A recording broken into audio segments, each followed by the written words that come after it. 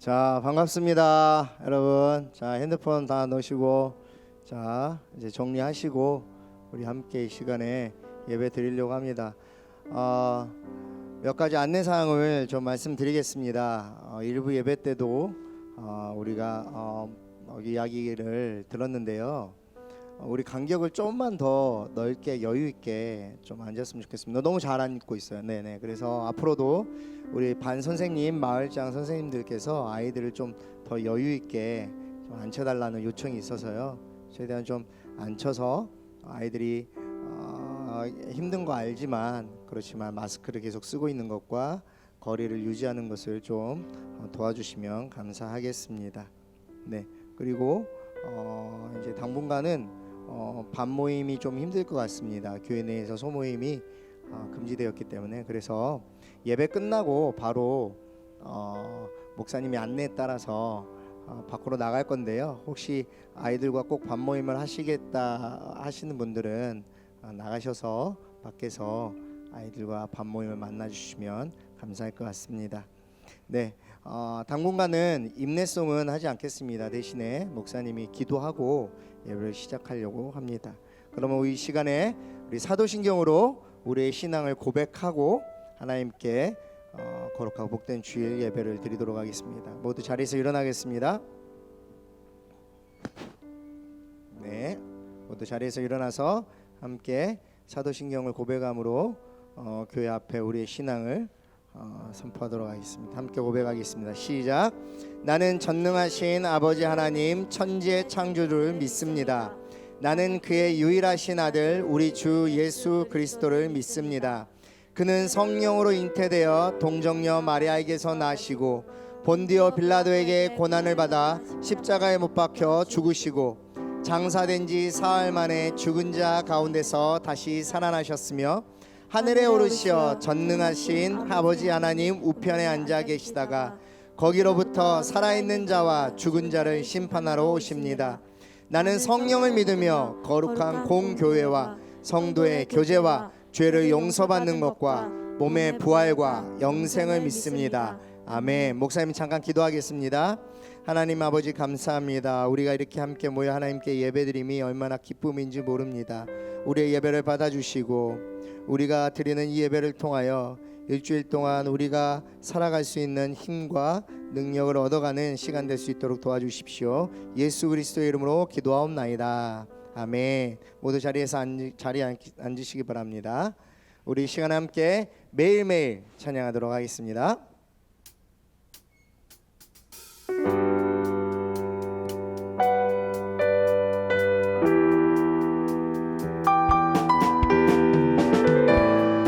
우리 박수 치면서 찬양할까요?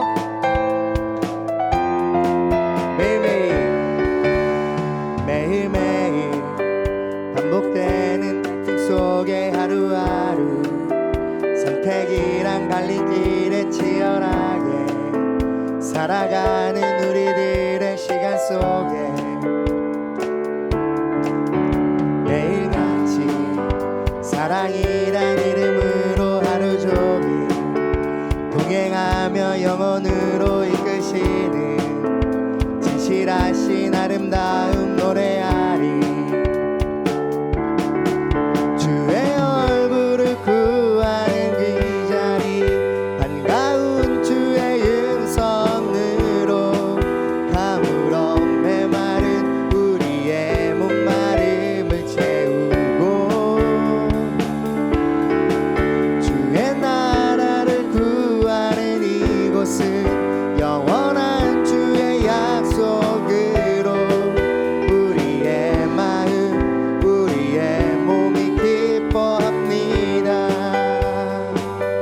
한번 고백하겠습니다.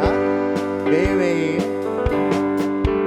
매일매일 반복되는 갈등 속에 하루하루 선택이란 갈림길에 치열하게 살아가는 우리들의 시간 속에 매일같이 사랑이란 이름으로 하루 종일 동행하며 영혼으로 이끄시는 진실하신 아름다움 노래하리.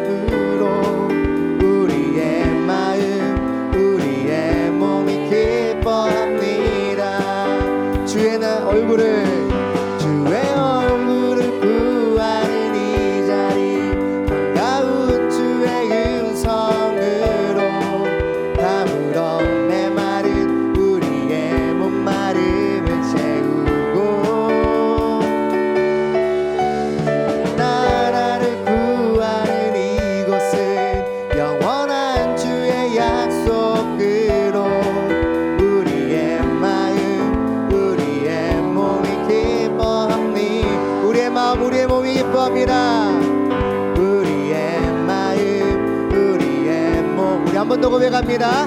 우리의 마음,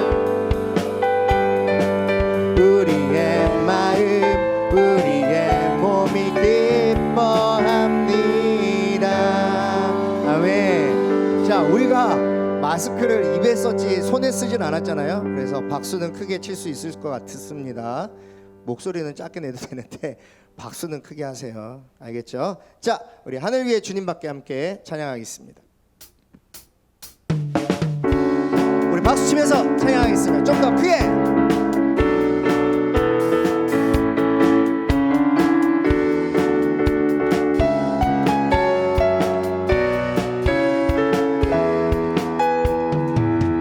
하늘 위에 주님밖에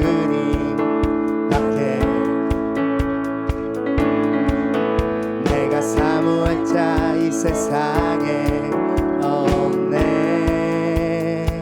내 맘과 힘을 믿을 수 없네. 오직 한 가지 그 진리를 주는 나의 힘이요. 주는 나의 힘이요. 주는 나의 힘이요. 영원히 주를 의지한 주는 나의 힘이요. 주는 나의 힘이요. 주는 나의 힘이요. 영원히 주를 의지하리. 영원히.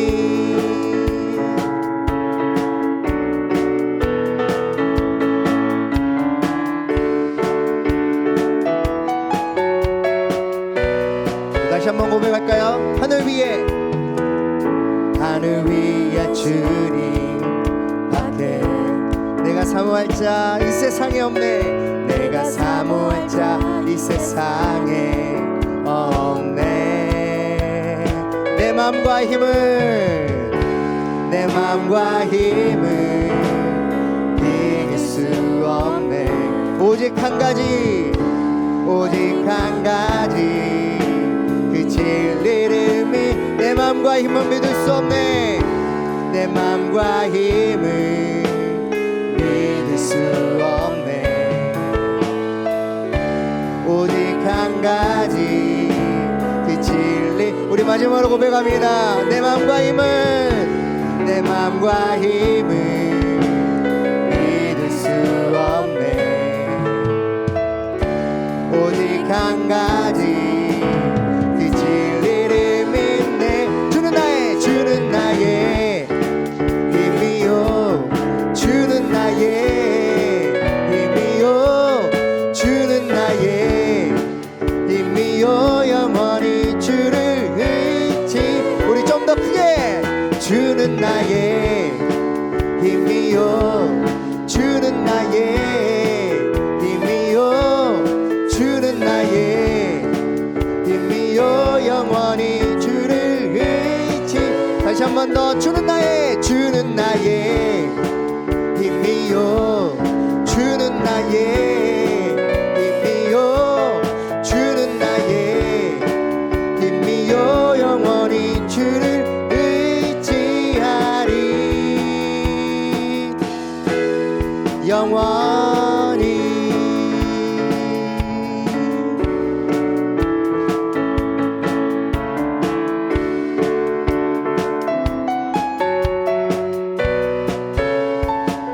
할렐루야. 네, 우리 하나님께 감사의 박수 올려드리겠습니다. 네, 주님이 우리의 힘이 되어 주십니다. 네, 우리 이 시간에 함께 이 찬양을 했으면 좋겠는데요. 우리에겐 소원이 하나 있네. 이 찬양 앞으로 7월 동안 한 달 동안 우리가 나눌 말씀과 또 이렇게 잘 맞습니다. 그래서 이 찬양을 할 때 가사를 생각하시면서 함께 고백했으면 좋겠습니다.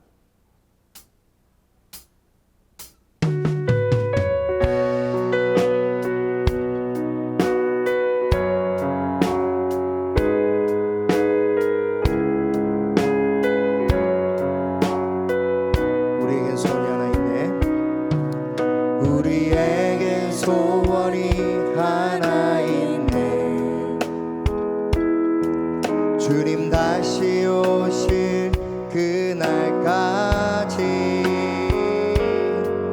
우리 가슴에 새긴 주의 십자가 사랑, 나의 교회를 사랑케 하네. 주의 교회를 향한, 주의 교회를 향한 우리 마음, 희생과 포기와 가난과 고난, 하물며 죽음조차 우리 막을 수 없네.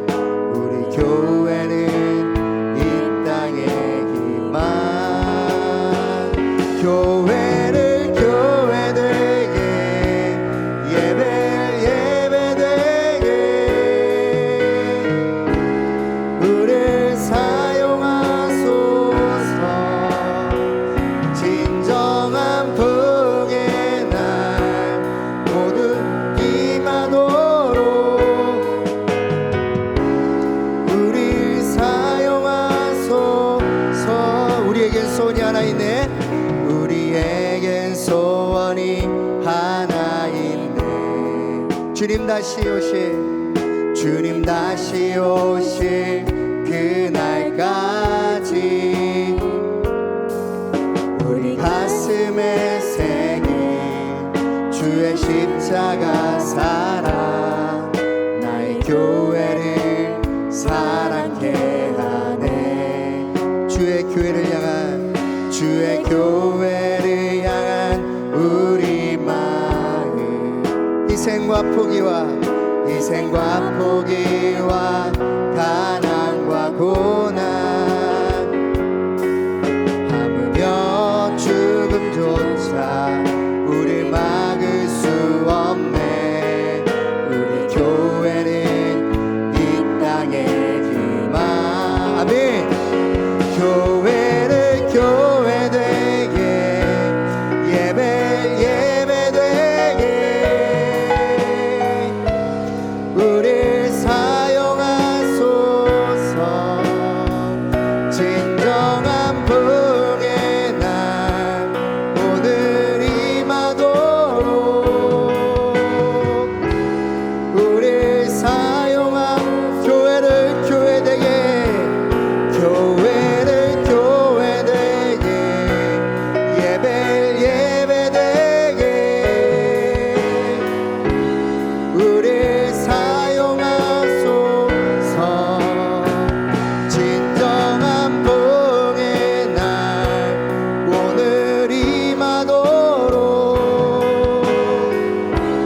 우릴 사용하소서. 우리 시간 때 기도하겠습니다. 우리 이 예배를 위해서 기도하겠습니다. 우리가 방금 고백하였듯이 주님이 다시 오늘 그날까지 우리는 이 예배 자리를 지켜야 됩니다. 우리가 정말로 이 교회를 향한 우리의 마음들이 오늘 이 예배를 통해서 나타나고 드러나야 합니다. 비단 주일날 일주일에 한 번 드리는 이 예배뿐만 아니라 매일매일 여러분의 삶의 예배 가운데서 여러분들이 예수 그리스도를 향한 그 마음들이 드러나야 합니다. 이 시간 함께 예배를 위해서 기도할 때 하나님, 교회가 교회되게 하시고 예배가 예배되게 하여 주시옵소서. 성령 안에 우리가 예배 드릴 때 성령님이 이 시간 충만히 임하여 주시고 나의 예배 가운데 임재하여 주시옵소서. 오늘 선포되어지는 그 말씀에 이번 한 주 동안 내가 붙잡고 살아가는 그런 능력이 되게 하여 주시옵소서. 우리 이 시간 함께 기도하며 나가겠습니다. 기도하겠습니다. 아버지 하나님, 예배를 예배되게 하시고 교회를 교회되게 하시는 아버지 하나님, 주님이 세우신 그 교회 가운데 우리가 온전히 주님 앞에 나올 수 있는 그 은혜들을 기대하기를 원합니다. 성령 하나님 붙잡아 주시옵소서. 십자가의 사랑으로 세우신 그 사랑, 그 교회를 우리가 온전히 보고 나아가길 소망합니다. 오늘 예배 가운데 함께하여 주시고 주님의 임재를 경험하는 예배가 되게 하여 주시옵소서. 선포되어지는 그 말씀의 능력이 나타나게 하시고 우리 친구들이 한 주 동안 붙잡고 살아가야 될 능력의 말씀이 우리 아이들에게 전해지게 하여 주시옵소서.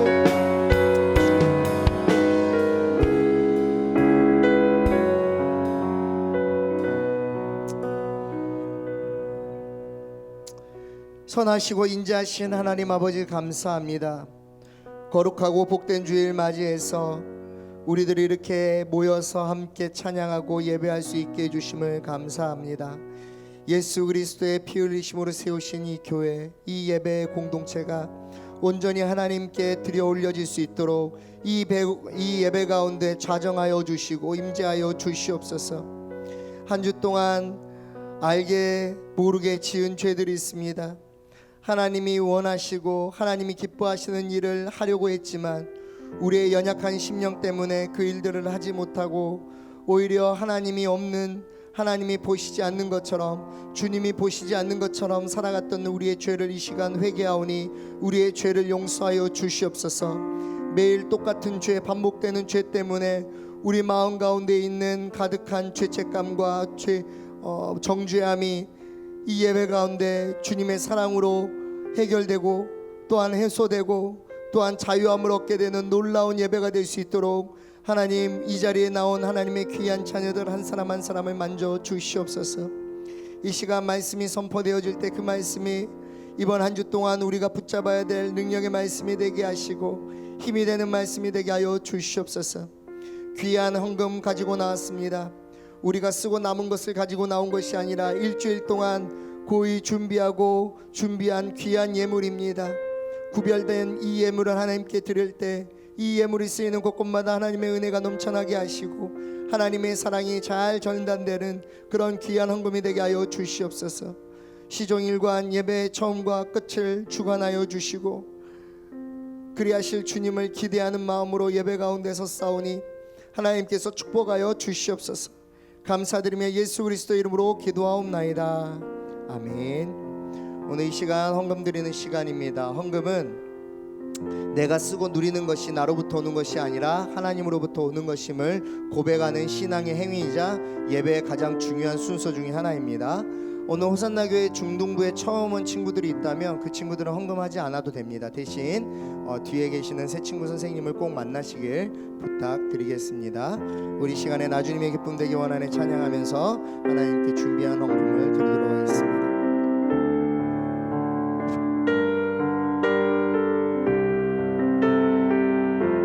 나주님의 기쁨 되기 원하네. 나주님의 기쁨 되기 원하네. 내 마음을 새롭게 하소서. 내 마음을 새롭게 하소서. 새 부대가 되게 하여 주사. 새 부대가 되게 하여 주사. 주님의 빛 비추게 하소서. 주님의 빛 비추게 하소서. 내가 원하는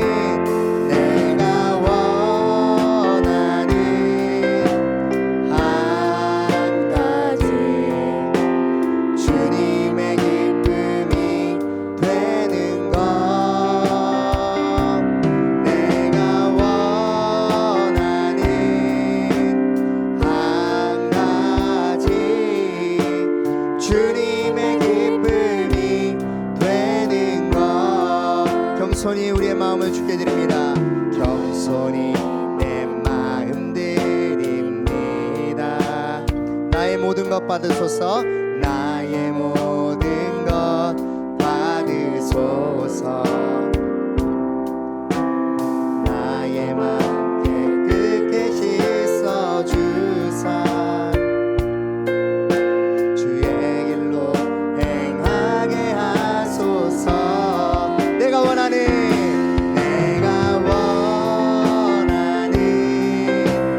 한 가지 주님의 기쁨이 되는 것.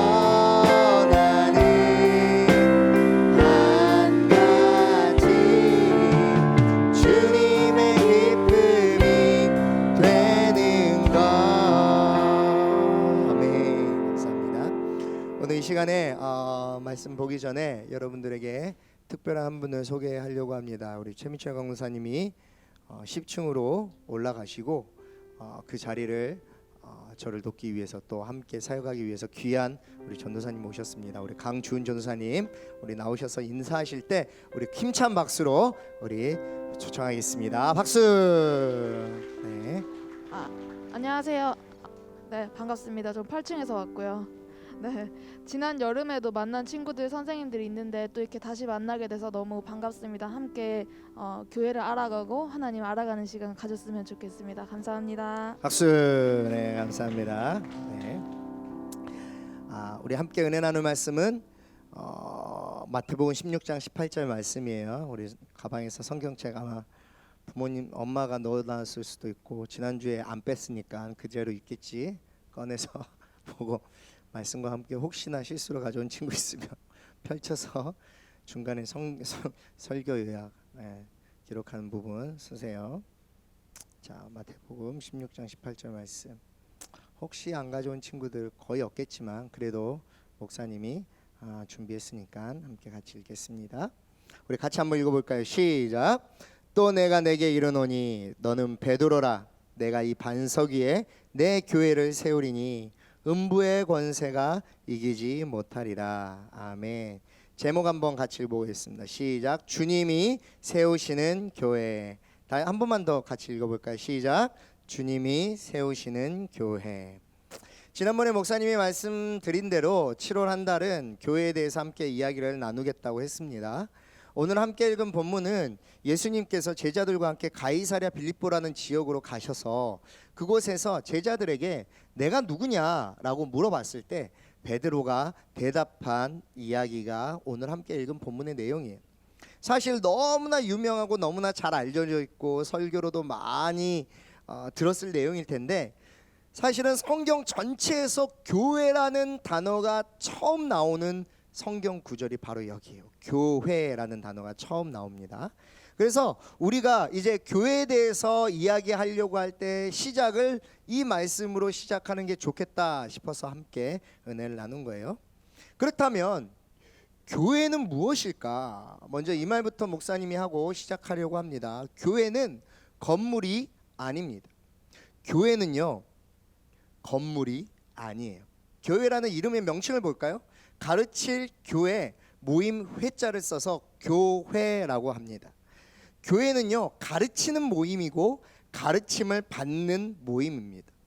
지금 우리가 함께 있는 이 공간은 정확하게 말하자면 이 공간은 예배당 또는 교회당이라고 부르죠. 우리가 모여 있는 이 모임이 예배를 위한 목적으로 모였다라는 거예요. 그래서 이 모임을 교회라고 하지 여러분이 앉아 있는 그곳이 또 여러분이 서 있는 이곳이 교회라고 말하지는 않습니다. 다시 말하자면 교회는 건물이 아니라 모임이라는 거죠. 영어로는 이 교회를 처치라고 합니다. 처치.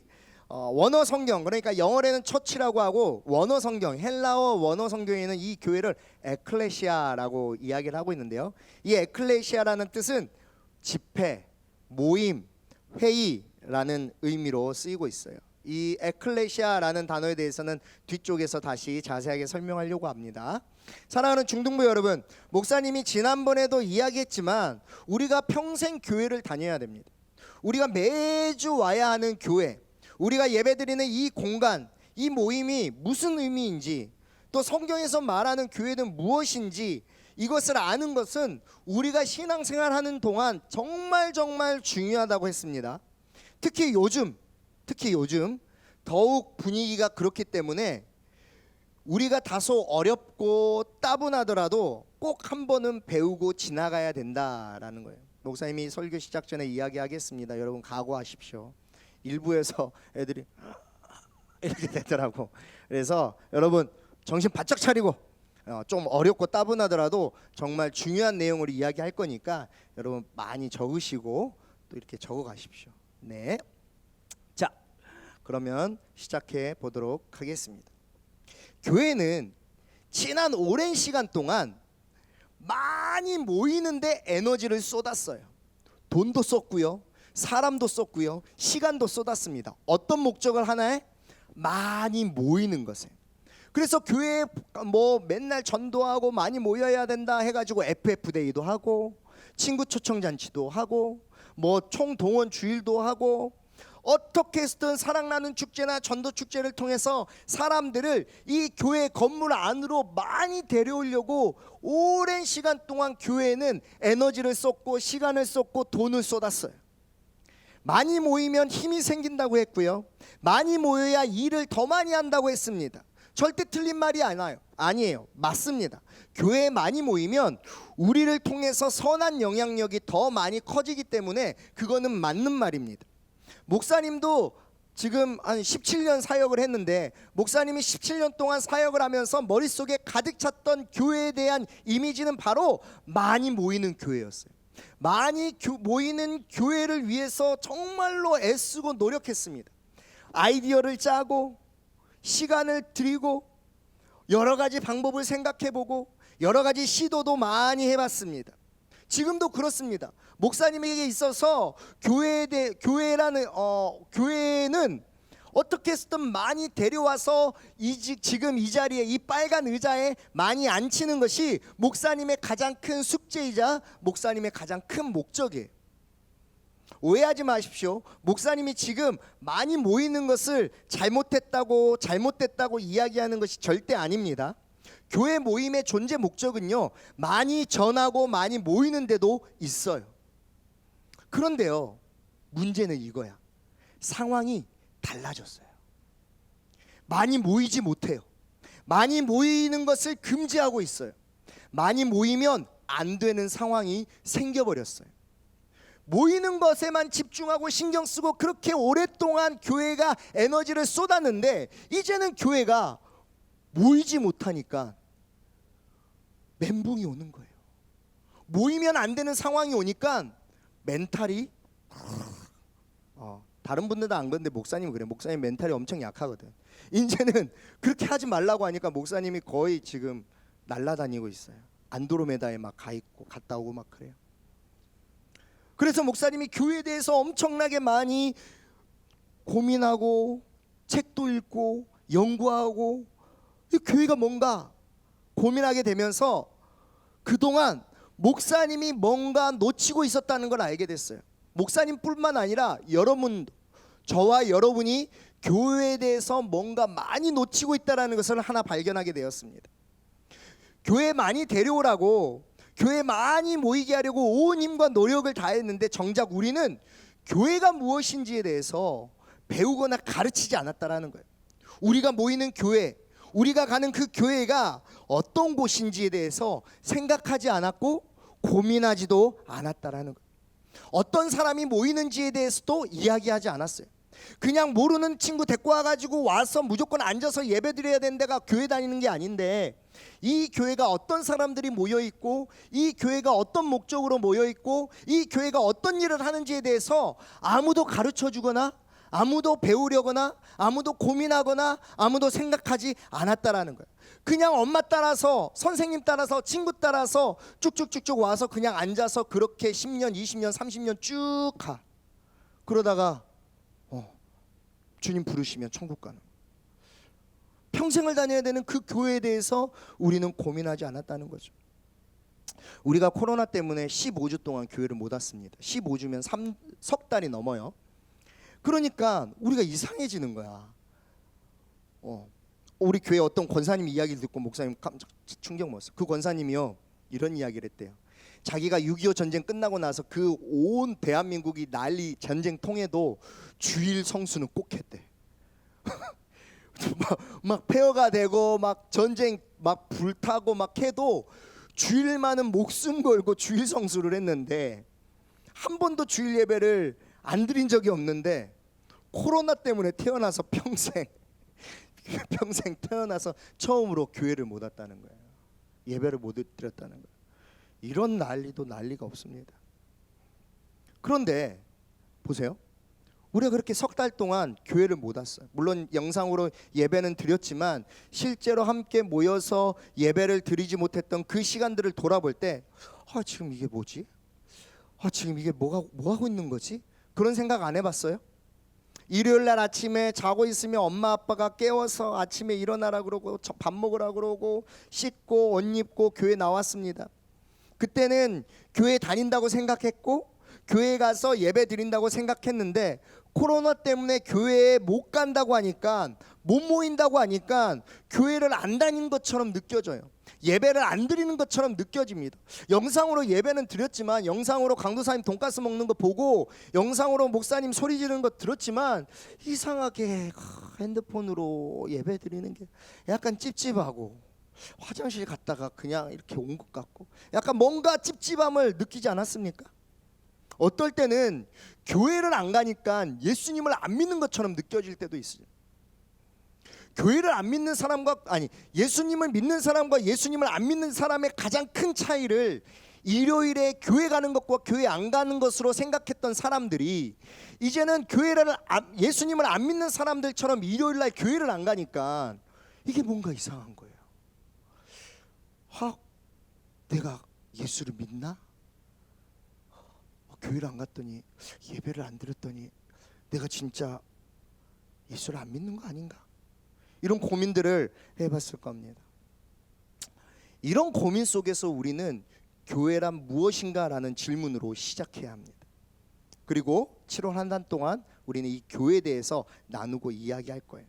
그래서 아주 조금은 좀 어렵지만 아주 조금은 여러분 안에서 교회에 대한 생각을 정리할 수 있는 아주 좋은 기회가 되길 진짜 주님의 이름으로 간절히 원하고 축복합니다. 할렐루야, 할렐루야. 하나님께서 성경 말씀을 통해서 교회에 대해서 많은 말씀을 이야기를 해주셨어요. 그리고 성경 말씀을 근거로 웨스트민스터 신앙 고백이라는 선배님들의 믿음의 선배님들이 정리해 놓은 교리가 있는데, 그 중에서 이 웨스트민스터 신앙 고백서에서는 교회를요 아주 잘 정리했는데요, 크게 두 가지로 나누고 있습니다. 따라하겠습니다. 무형교회. 말 그대로 무형교회는 형태가 없는, 보이지 않는 교회를 의미합니다. 반대로 유형교회라고 있습니다. 따라하겠습니다. 유형교회는 반대죠. 형태가 있는 교회, 눈에 보이는 교회입니다. 그래서 어떤 책은 또 가시적 교회와 불가시적 교회라고 이야기하기도 하고요. 또 막 여러 가지 보이는 교회와 보이지 않는 교회로 이야기하는데, 그냥 뭐 그런 거는 딱 요 개념만 생각하시면 돼요. 무형교회와 유형교회 두 가지로 나눈다. 그래서 목사님은 오늘 첫 번째 시간으로 무형교회에 대해서, 보이지 않는 교회, 형태가 없는 교회에 대해서 함께 이야기를 나눠보려고 해요. 그럼 뭐가 보이고 뭐가 안 보이나? 뜻 그대로예요.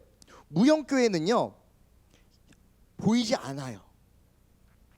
머리 되시는 예수 그리스도 밑에 하나로 모이는 모임을 말합니다. 그게 뭐예요? 우리도 그러면 보이는데요?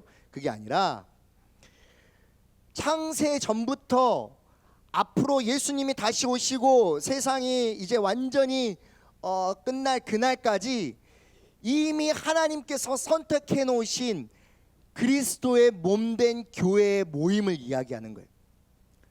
그 교회는 천국이겠죠. 천국에 모여 있는 사람들이겠죠. 과거에 모였었고 지금도 모여 있고 앞으로도 하나님의 택함을 받을 사람들의 모임을 무형교회라고 합니다. 그런데 이건 사람들의 눈에 보이지 않아요. 누가 구원받았는지, 누가 천국 갈지 지옥 갈지, 누가 구원받은 줄 알았는데 막판에 천국에 갔더니 없더라, 이럴 수 있죠. 이거는요 굉장히 넓은 의미의 교회를, 모임을 말하고 있어요.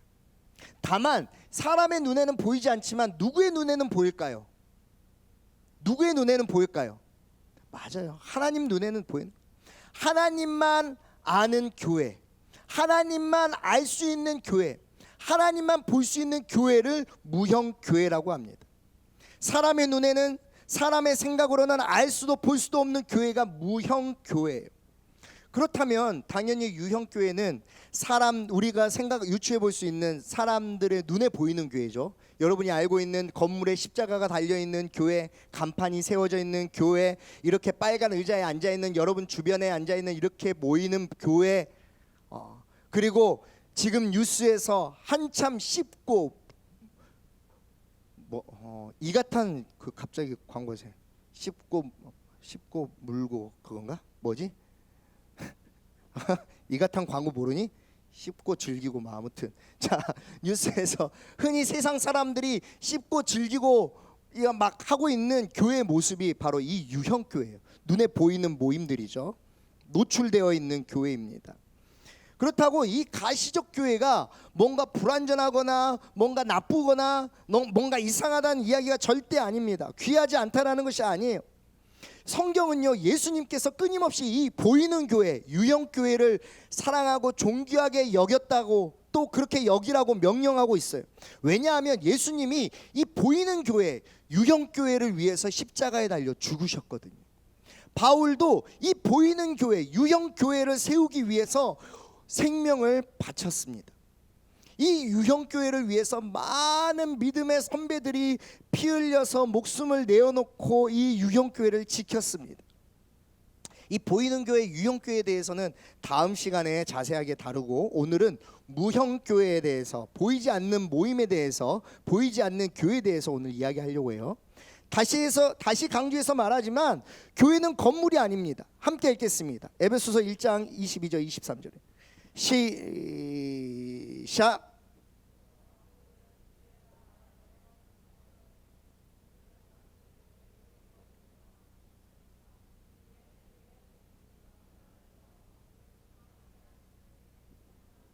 아멘. 목사님이 대학교 10년 다니고 대학원 또 다니고 이렇게 하면서 한 가지 교수님들 이렇게 스타일이 있잖아요. 교수님 스타일이 있는데 그 중에 한 가지 목사님이 파악한 게 있어. 그게 뭔지 알아요? 어차피 똑같이 어려운 강의 내용을 하면 어떤 사람이 훨씬 나을까? 아니야. 말 빨리 하는 사람. 어차피 내용은 똑같거든. 말을 천천히 하는 사람은 너무너무 힘들어. 내용도 어려운데 말도 천천히 해. 말을 빨리 하는 사람은 내용도 어렵지만 어차피 잘 못 알아들을 거. 말 빨리 하면 빨리 끝나잖아요. 목사님이 지금부터 말을 빨리 할 테니까 알아서 팍팍팍 들으세요. 알겠죠? 네, 반응이 없네. 알겠죠? 자, 교회는 모임입니다. 어떤 모임이냐면 예수 그리스도를 머리로 한 그리스도의 몸된 모임이에요. 교회는 정말 소중하고 귀한 모임입니다. 왜냐하면 예수 그리스도의 십자가의 죽음으로 이 땅에 심겨져서 맺어진 열매이기 때문이에요. 예수 그리스도의 십자가의 죽음으로 세워진 교회가 우리 안에 있어요.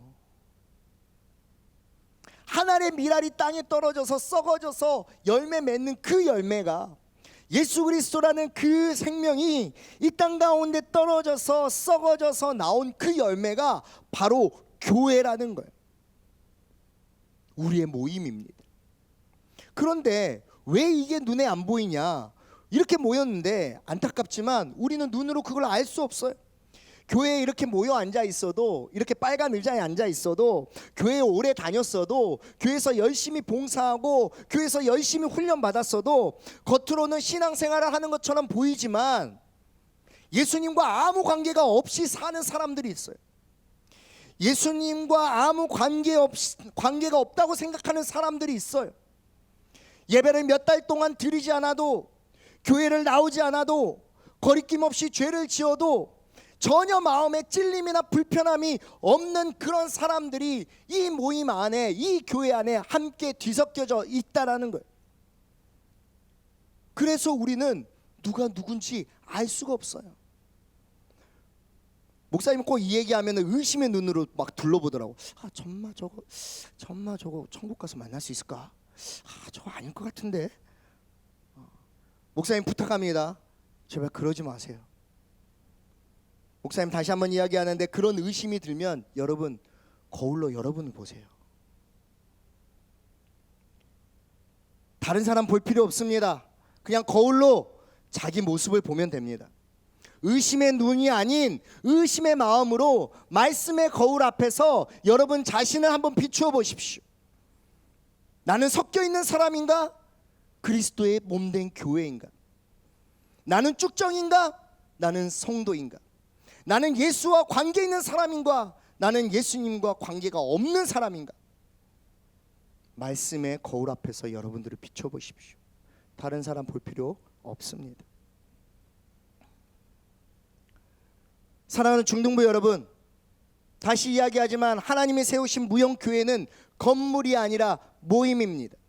하나님의 임재 속에 있는 구원받은 자들, 하나님의 자녀들, 이 땅에 살고 있는 성도들만이 아니라 세상이 시작된 이래로 지금까지 하나님께서 택하신 모든 사람들이 다 무형교회예요. 그래서 형태가 없는 겁니다. 그래서 눈에 보이지가 않아요. 오늘 함께 읽은 본문에서 예수님이 가이사랴 빌립보라는 지역을 갑니다. 이 지역은요 아주 재미있는데요, 아마 우리나라로 치면 경주 같은 거예요. 경주는 우리나라에서 제일 유명한 절이 있죠, 불국사. 그 불국사가 경주의 랜드마크예요. 랜드마크라는 것은 그 지역에서 가장 유명하고 가장 중심이 되는 곳이 랜드마크가 되는 거죠. 그래서 불국사 때문에 불교 용품들이 많이 있는 가게들이 있고 거기서 사람들이 모여서 기념품을 팝니다. 4월 초파일이 되면 온 경주가 들썩들썩해요. 불교 신자들 또 전국에 있는 모든 절에서 막 드리죠. 아마 가이사랴 빌립보도 약간 그런 느낌이에요. 한마디로 말하자면 가이사랴 빌립보는 우상백화점 같은 곳이었어요. 우상백화점. 원래는 가이사랴 빌립보라는 지역의 아주 작은 항구 도시였는데요, 이 항구 도시가 로마 식민지를 통해서 가이사랴 황제에게 드려지는 도시가 되기 시작하면서부터 사람들의 왕래가 엄청나게 많아졌습니다. 사람들의 왕래가 많아지면서 무슨 일이 일어났냐면, 잘 알겠지만 우상 숭배 문화가 널리 퍼지기 시작했어요. 원래 그 지역에 살던 원래 원주민들은 어떤 신을 믿었냐? 바알 신을 믿었어요. 그래서 바알 신전이 거기에 원래 기본 세팅되어 있었고요. 그 다음에 당시 로마 식민지였던 그곳에서 가이사랴 황제를 칭송하고 신으로 모시는 종교가 있었기 때문에 가이사랴 신전이 또 세팅이 옵션으로 추가되었고요. 거기에 또 어떤 곳이 있었냐면, 거기에 정착한 헬라인들이 믿는 신이 있었어요. 그 신의 이름은 판이에요. 판. 여러분 혹시 가끔씩 그리스 신화에 보면 염소, 말은 아니야, 켄타로사우루스인가? 그 말고 염소 이렇게 몸을 하고 사람이 이렇게 있는데 곱슬머리에 뿔 이렇게 나고 하프 치면서 하하하 막 뛰어다니네. 기억나요? 얘 이름이 판이야. 자, 그 판신을 섬기는 신전과 그 신을 섬기는 우상들이 있었어요.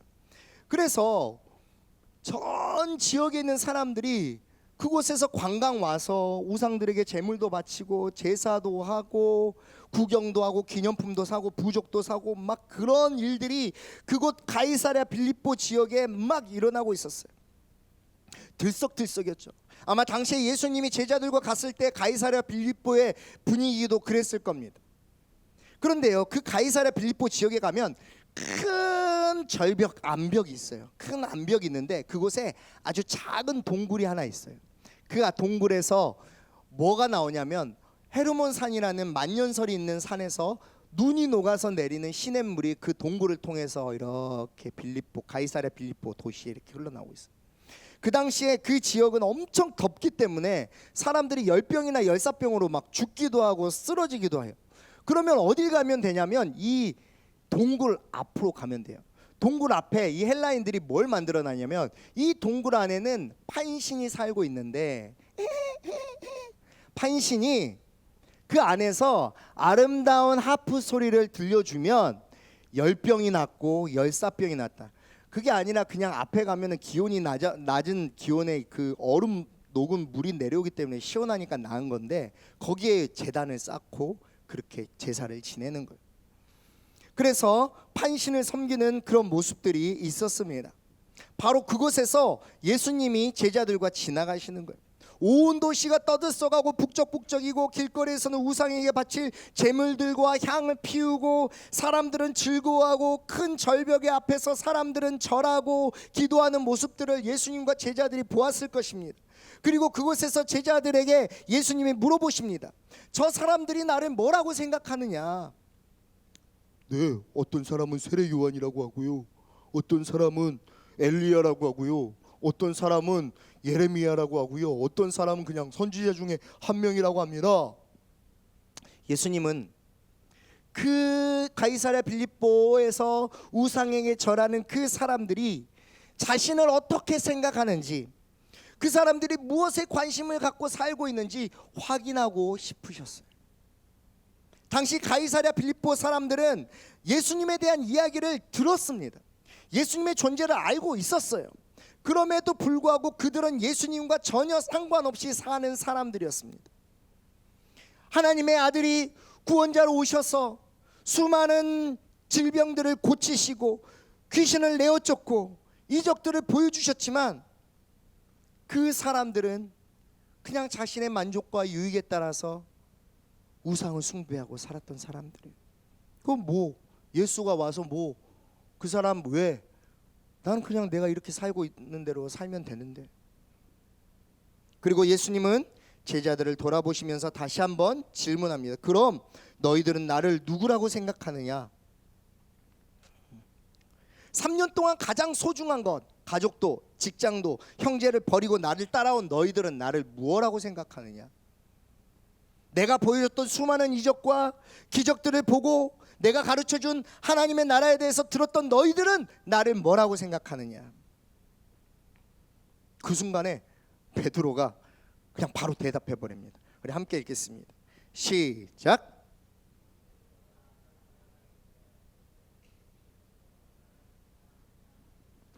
베드로가 대답한 것은 베드로가 그동안 계속 몇 년 동안 그래 예수님은 살아계신 하나님의 아들이시여, 예수님은 그리스도시여 계속 머리 생각하고 있다가 그래 예수님이 언젠가 나한테 물어보시면 내가 꼭 대답해야지 하고 했던 대답이 아니라 너희는 나를 뭐라고 생각하느냐 그랬다가 머리 긁고 있다가 등 긁고 있다가 갑자기 자기 입에서 툭 튀어나오고 주는 그리스도시여 살아계신 하나님의 아들이십니다.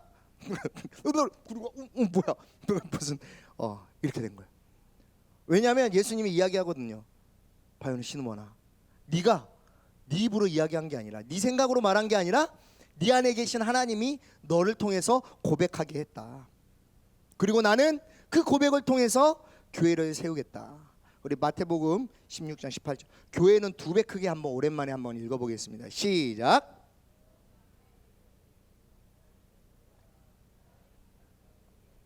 교회를 세우리니 음부의 권세가 이기지 못하리라. 여기서 나오는 교회라는 단어는 아까 성경책에 처음으로 나오는 단어라고 했습니다. 원어 성경인 헬라어에는 이 교회가 에클레시아라는 단어로 쓰이고 있어요. 에클레시아. 근데 이 에클레시아가 원래 있던 단어가 아니에요. 이 에클레시아는 합성어입니다. 어떻게 합성이다? 에크라는 단어와 칼레오라는 단어가 합쳐졌어요. 에크라는 단어는 뭐뭐로부터라는 전치사고요. 칼레오는 부르다라는 동사가 합쳐진 거예요. 다시 말하면 에크칼레오는 뭐뭐로부터 부르다죠. 이게 에클레시아가 된 거죠. 그러면 다시 이것을 해석하자면 이 에클레시아라는 이 모임, 이 교회는 이런 뜻입니다. 세상으로부터 하나님 나라로 부르심을 입은 자들의 모임인 거예요. 다시 말합니다. 세상으로부터 하나님 나라로 부르심을 입은 자들이 모이는 곳이 교회라는 거죠. 그러면 이렇게 생각할 수 있어요. 아니 그럼 목사님, 구약 시대에는 교회가 없었어요? 구약 시대에는 하나님의 나라로 부르심을 입은 자들이 없었어요? 구약 성경 읽어보면은 하나님 믿는 선지자들도 많고 뭐 엘리야나 다윗이나 이런 사람들도 많은데 그런 사람들은 교회 아니에요? 목사님 지난번에 뭐 민수기에서 뭐 설교하실 때 뭐 사람들 광야에서 나와가지고 애굽에서 나와가지고 광야에서 생활했던 하나님의 뭐 거룩한 백성들이라면서요, 하나님의 거룩한 무리라면서요. 그런 사람들은 교회 아니에요? 물어볼 수 있습니다. 구약 시대에도 교회가 있었어요. 히브리어로 카할이라고 합니다. 카할. 성경에서는 군중, 회중, 백성이란 뜻을 쓰고 있는데 이스라엘 백성들을 칭할 때 카할이라고 했습니다. 다시 말하면 이 카할이라는 단어는 하나님의 백성, 하나님이 거룩하게 구별한 무리라는 의미예요. 주로 구약 시대 때 이스라엘 백성들, 하나님을 섬기는 이스라엘 백성들을 이 카할이라고 표현했습니다. 그렇다면 여기서 의문점이 하나 들어요. 아니 이미 교회가 있는데, 이미 하나님이 부르신 무리가 있는데, 이미 하나님이 거룩하게 구별된 공동체가 있는데 왜 예수님이 다시 교회를 세운다고 하셨을까? 그러면 과거의 구약 시대 때 하나님이 세우신 교회는 무시하고 하나님이 다시 세운다는 것일까? 의문점을 가질 수 있죠. 이미 하나님의 거룩한 무리가 있었을 텐데, 하나님의 백성들의 모임이 있는데 굳이 다시 공동체를, 그것이 세상으로부터 거룩하여 부르신 백성들을 다시 세우겠단 말이 무슨 말인가? 이스라엘 백성들이 있는데도 불구하고, 그 이유는 지금 있는 그 모임, 그 이스라엘 백성들의 그 모임이 과거의 구약 시대의 교회, 과거의 구약 시대 그 카할, 그 하나님의 거룩하게 구별된 모임이 아니기 때문이에요. 다시 설명합니다. 왜 예수님이 에클레시아를 다시 세우겠다고 했냐면, 지금 예수님이 봤을 때 이스라엘 백성들은 과거에 하나님의 거룩한 백성들이 아니기 때문이에요. 구약시대 때는요, 온 이스라엘 백성들이 카할, 에클레시아, 교회였어요. 왜냐? 온 이스라엘 백성들이 하나님을 섬겼고요, 하나님을 예배하는 공동체였기 때문입니다. 하나님께 제사했고요, 하나님의 율법을 지켰고요, 하나님의 율법을 사람들에게, 자식들에게 계속 가르치면서 살았어요. 그런데 이제는요, 신약시대에 와서 이스라엘 백성들이 하나님을 섬기지 않습니다. 거룩하게 구별된 교회가 사라져버렸어요. 하나님만 섬기지 않아요. 우상 숭배합니다. 하나님의 율법도 지키지도 않습니다. 자신들의 만족과 유익을 위해서 가이사랴도 섬기고, 하나님도 섬기고, 바알도 섬기고, 판신도 섬기는 겁니다. 가이사랴 빌립보로에서 예수님이 보신 것은 바로 그것이었어요. 아, 이제 더 이상 구약시대의 카할은 사라졌구나. 이제 더 이상 그 카할의 역할은 없어졌구나. 하나님의 자녀된 백성이 될 수 없다라는 것을 확인하는 순간이었습니다. 그래서 베드로의 고백을 통해 다시 에클레시아, 즉 거룩하게 구별되어 부르신 하나님의 백성들을 다시 세우겠다고 하신 거예요. 사랑하는 중등부 여러분, 예수님께서 저와 여러분 가운데 교회를 세워주십니다. 그 교회는요, 눈에 보이지 않는 우리의 믿음의 고백 위에 세워져 있는 교회입니다. 그래서 하나님이 저와 여러분들을 거룩하게 구별된 백성으로 인정해 주시는 거예요. 다시 설명합니다. 하나님이 보이지 않는 교회를 여러분 마음속에 세우신 것은 여러분이 하나님의 거룩하게 구별된 백성이라는 것을 증거하는 증거가 되는 거예요. 인정하는 증거가 되는 겁니다. 예수 그리스도를 구주로 믿고 고백하는 모든 자에게 하나님이 친히 세우신 그 교회는 어떤 세력도 방해할 수 없어요. 음부의 권세도 이기지 못합니다. 여러분은 한 사람 한 사람이 너무나 귀하고 아름다운 교회입니다. 우리 시간에 한번 따라해 볼까요? 오른손을 가슴에 얹고, 자, 졸리더라도 요거 한번 하고 자자. 또, 자, 허리 펴고, 자, 당당해. 자, 따라하겠습니다. 나는 교회입니다. 다시, 나는 주님의 교회입니다. 누가 뭐래도 여러분이 교회예요.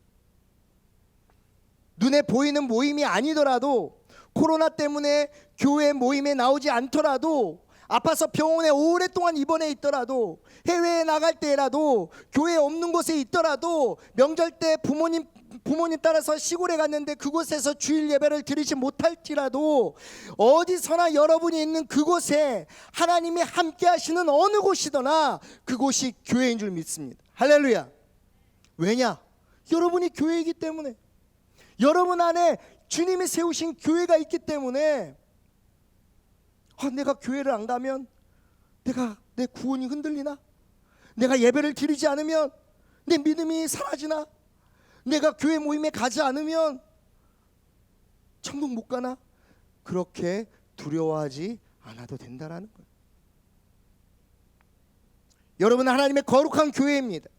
세상의 그 어떤 것도 여러분 안에 있는 그 교회를 무너뜨릴 수 없습니다. 베드로의 고백 위에 예수님께서 교회를 세우신다고 말씀하십니다. 우리의 마음속에 있는 보이지 않는 교회는 진리의 고백 위에 세워집니다. 디모데 전서 3장 15절입니다. 우리 같이 읽겠습니다. 시작.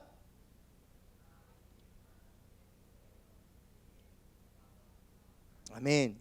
진리의 기둥과 터 위에 세우시는 하나님의 집입니다. 저와 여러분 안에 세우시는 교회는요, 하나님이 거하시는 집입니다. 그렇다면 어떻게 그 집을 세우시는가? 오늘 본문에 보니까 영어 성경에 예수님께서 will build, 세울 것이다 라고 표현하고 있어요. build, build up 있어? 기억나시죠? 오랜만에 한번 해볼까? build up.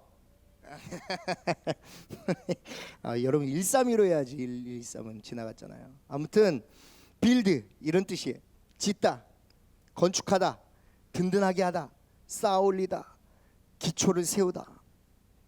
다시 말하면 내가 믿음을 가지면 그 순간에 예수님께서 오셔서 여러분 마음속에 교회를 꽝 하고 바로 5층짜리 짱짱짱짱 만들어 주시는 게 아니라, 여러분이 예수님을 믿기 시작한 그 순간부터 예수님께서 여러분 마음속에 교회를 쌓고 세우신다는 거예요. 건축하고 쌓아 올리고 기초를 세웁니다. 우리의 마음속에 우리가 믿는 진리, 주는 그리스도시여 살아계신 하나님의 아들, 나를 구원한 유일한 구원자가 예수 그리스도라는 그 사실을 확인하는 그 순간부터 조금씩 그 믿음의 고백 위에 든든하게 단단하게 쌓아주신다라는 거예요. 그게 바로 주님이 세우시는 교회입니다. 이번 주 수요일 날 우리는 좀 놀라운 뉴스 하나를 접하게 됩니다. 그건 뭐냐? 교회를 향해서 정부가 내린 특별 방역 지침이에요. 정규 예배를 제외한 수련회, 기도회, 부흥회, 성경 공부 모임, 소모임 등을 금지하는 거예요. 이것을 어길 시에는 벌금과 함께 집합 금지 조치가 내려진다는 내용입니다. 그래서 우리가 수련회도 기존에 따로 시간을 내서 못하고 대폭 조정이 되고요. 거의 취소죠. 못하죠. 그리고 기도 모임, 훈련도 다 그 자리에서 방학해 버렸습니다. 사랑하는 중등부 여러분, 교회는 친목 공동체가 아니라 예배 공동체입니다. 예배를 위해 모이는 가독 공동체. 그런데 세상은요, 이렇게 모이는 이 모임을 싫어합니다. 사람들은요, 이 교회라는 이름으로 모이는 이 모임을 그렇게 좋게 여기지 않아요. 매일 뉴스에서 교회에 대한 안 좋은 이야기를 합니다. 뉴스 댓글을 보면 차마 읽을 수 없을 정도의 비난의 화살을 우리에게 쏟아내고 있어요. 이 모임을 싫어하는 이유는요, 이 모임의 목적이 마음에 안 들기 때문이에요. 이 모임의 목적이 뭡니까? 우리가 모여서 먹으려고 지금 여러분 이 자리에 앉아 있습니까? 우리가 모여서 놀려고 이렇게 모였습니까? 우리가 모여서 공부하고 배우려고 모였습니까? 아닙니다. 절대 그러려고 모인 것이 아니에요. 우리가 모인 것은요, 예배 드리는 공동체이기 때문에 모였습니다. 예배를 드리는 모임이기 때문에 모였어요. 세상은 우리가 모여서 예배 드리는 것에 대해서 도전하고 위협하고 싫어합니다. 그런데 사실 이런 위협과 도전은 그렇게 크게 무섭지 않아요. 왜냐하면 이번 코로나 때뿐만 아니라 온 역사를 통틀어서 교회를 향한 세상의 공격과 위협이 있었기 때문이에요. 예수님 때도 그랬고요, 바울 때도 그랬고요, 초대교회 때도 그랬고요, 중세교회 때도 그랬고요, 그리고 얼마 전까지도 그랬습니다. 그런 도전과 위협으로 예배를 방해하려고 해요. 교회 모임을 방해하는 것은요, 예배를 방해하는 것이고, 예배를 방해하는 것은 저와 여러분의 믿음에 대한 도전이자 위협입니다. 그렇다면 도전과 위협 속에서 우리는 어찌해야 될까요?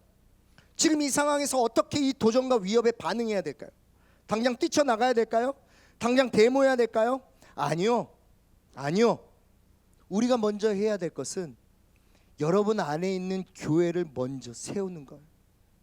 여러분 안에 있는 교회를 먼저 확인하는 겁니다. 내 안에 있는 진리 위에 세워져 있는 교회를 더욱 단단하게 지키는 겁니다. 물론 다시 예전처럼 교회 못 올 수 있어요. 예배 못 드릴 수 있습니다. 온라인으로 드릴 수 있어요. 두려울 수도 있어요. 하지만 이 사실 하나만 기억하면 우리는 그 도전과 위협이 무섭지가 않습니다. 뭐냐? 바로 여러분이 교회라는 거예요. 바로 내가 교회라는 겁니다. 여러분 안에 예수님이 교회를 세우셨습니다. 이 사실을 반드시 기억하십시오. 이게 중요합니다. 우리는 이걸 준비해야 됩니다. 칼과 싸울 무기를 고르지 말고 우리 안에 있는 것을 더욱 단단하게 튼튼하게 만들어야 됩니다. 이게 우리가 위협과 도전에 대응하는 방법입니다. 이게 나의 교회를, 우리의 교회를 지키는 방법입니다. 말씀을 마무리하겠습니다. 사랑하는 중동부 여러분, 오늘 말씀을 통해 예수님은 다시 한번 저와 여러분에게 확인하길 원하십니다. 지금 예수님은 이 교회에 확인하길 원하십니다. 지금 예수님은 이 모임, 호산나 교회 중동부 2부 예배를 드리는 이 모임, 6마을, 7마을, 8마을, 9마을, 10마을, 이 모임 안에서 확인하길 원하십니다. 너희는 나를 뭐라고 생각하느냐? 이제 앞으로 어떤 일이 일어날 줄 몰라요. 직장생활, 너희들이 학교 가서 또 군대에 가서 또 어떤 일 때문에, 어떤 상황 때문에 신앙생활을 제대로 못할 수도 있습니다. 교회에 제대로 못 나갈 수도 있어요. 예배 모임을 제대로 가지 못할 수가 있어요. 하지만 여러분 흔들리지 마십시오. 예수 그리스도의 진리 위에 세워진 여러분들은 교회입니다. 세상의 그 어떤 권세도 여러분들의 그것을, 그 교회를 흔들지 못합니다.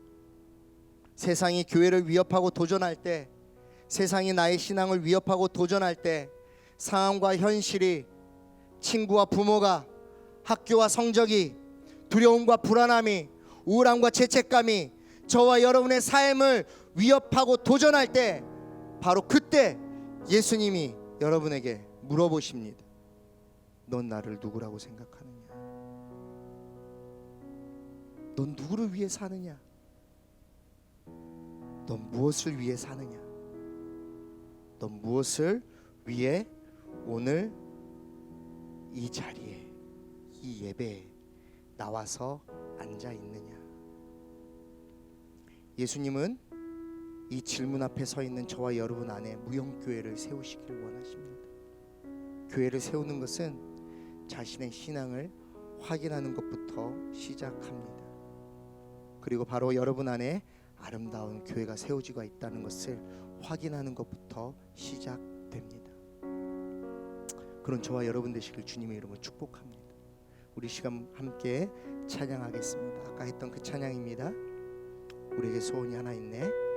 우리 이 가사를 잘 묵상하시면서 이 가사가 여러분 안에 예수님께서 세우신 그 교회를 확인하는 시작이 되시길 주님의 이름으로 축복합니다. 우리에겐 소원이 하나 있네. 우리에겐 소원이 하나 있네. 주님 다시 오실 그날까지, 주님 다시 오실 그날까지 우리 가슴에 새긴, 우리 가슴에 새긴 주의 십자가 사랑, 나의 교회를 사랑케 하네. 주의 교회를 향한, 주의 교회를 향한 우리 마음, 희생과 포기와 가난과 고난, 하물며 죽음조차 우릴 막을 수 없네. 우리 교회는 이 땅의 희망. 교회 되게 예배 되게 우릴 사용하소서. 진정한 부흥의 날 오늘 임하도록 우릴 사용하소서. 우릴 사용하소서.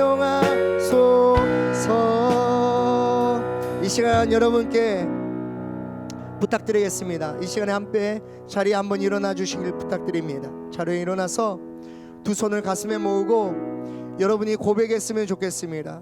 이 시간에 이 찬양을 할 때 우리라는 단어에 나를 집어넣어 보십시오. 나에겐 소원이 하나 있네. 나의 가슴에 새긴 주의 십자가 사랑, 나의 교회를 사랑케 하네. 나를 막을 수 없네.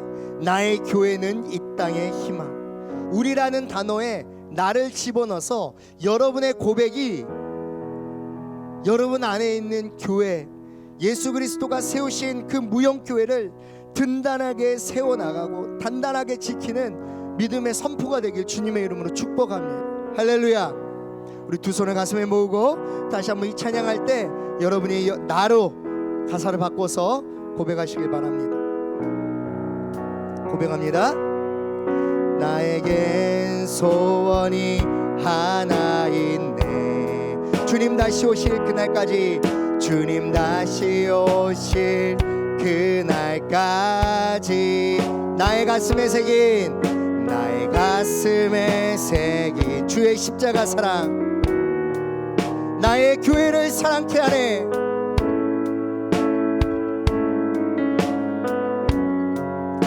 주의 교회를 향한 주의 교회를 나의 마음 희생과 포기와 가난과 고난 하물며 죽음조차 나를 막을 수 없네. 나의 교회는 아멘. 그렇습니다. 교회를 교회되 예배를 예배되게 나를 사용하소서. 나를 사용하소서.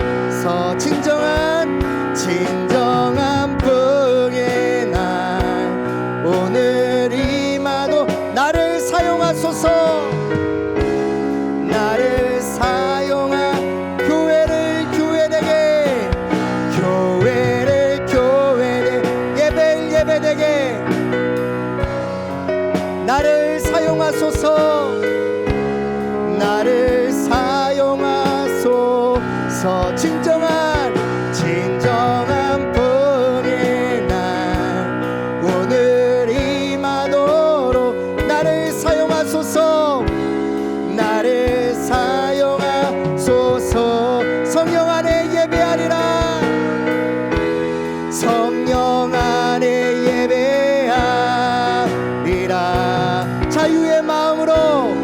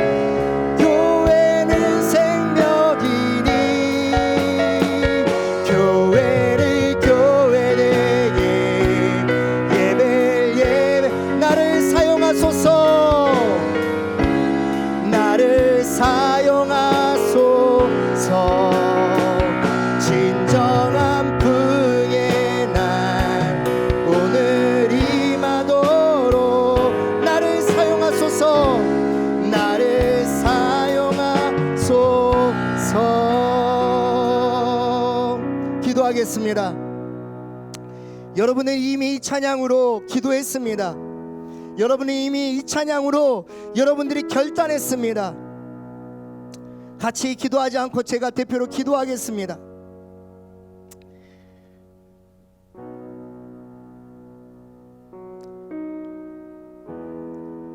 예수 그리스도의 피값으로 사신 나의 생명이 이제는 그리스도의 아름다운 교회가 되었다는 사실을 오늘 깨닫게 됩니다.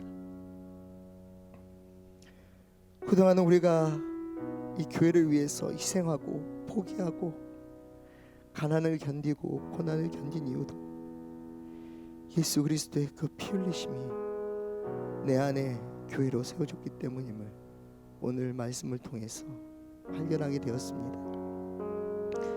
세상의 위협과 도전 앞에 우리의 믿음과 신앙을 흔드는 수많은 공격 앞에도 음부의 권세가 이기지 못하기를 말씀하신 그 예수 그리스도, 그 세우신 그 교회를 바라봅니다. 나의 교회, 내 교회, 이제는 세상에 나가서 어느 곳에 있든지 내 교회 안에 내 믿음이 흔들리지 않게 하시고 우리 중등부 친구들의 신앙이 흔들리지 않도록 주여 든든히 세워 주시옵소서.